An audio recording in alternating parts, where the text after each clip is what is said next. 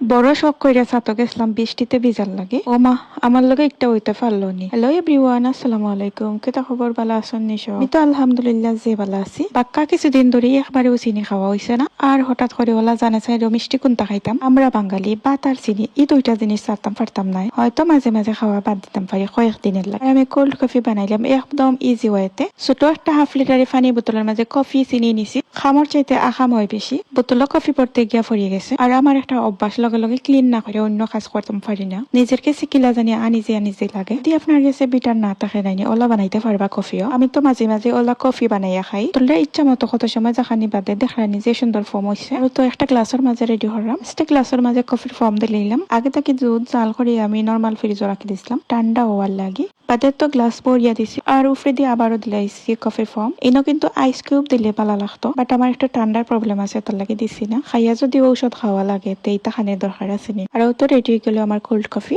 আলহামদুলিল্লাহ যে মজা আছিল কিন্তু। আর তো বাজার থেকে শাক আনা হয়েছে। সাগর চাইতে গাছ বেশি কিন্তু নয়া কিছু নাই। আর একটা হইলো আমার বাইয়ের বাজার নিত্যদিন।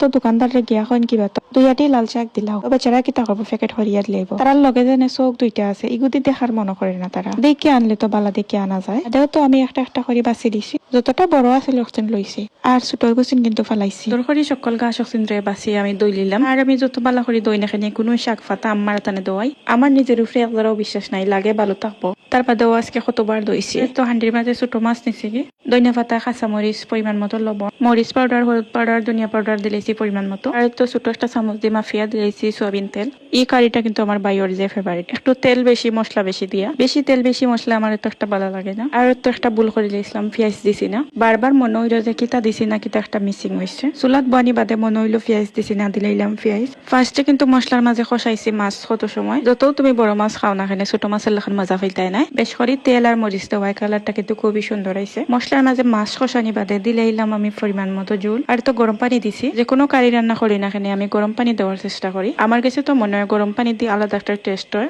আর তো রান্না করতেও কম সময় লাগে। আর তো ছোট মাছের কারির ফাইনাল লুক মাশাআল্লাহ যে সুন্দর লাগে। কিন্তু লাগের যত মরিচ দিছি আসলেও একটু মরিচ পাঠাইয়া দিছি। আলহামদুলিল্লাহ খাইতো কিন্তু যে মজা আছে। আর তো আন্টিরও কইছিলাম চাটনি বানাইতে, বানাই লাগি গেছুন চাটনি। ফার্স্টে লাল মরিচরে ফাটার মাঝে বাটি দিই। আর এই চাটনিটা বানানি হইব খাটালোর বিচি দি। আর তো অনকু যতদিন খাটালোর সিজন থাকবো খাটালোর বিচি দি চাটনি খাইমো কয়েকদিন বাদে বাদে বানাইয়া। তার খালি চাইতে খাটাল বিচি দি চাটনিও ভালো লাগে।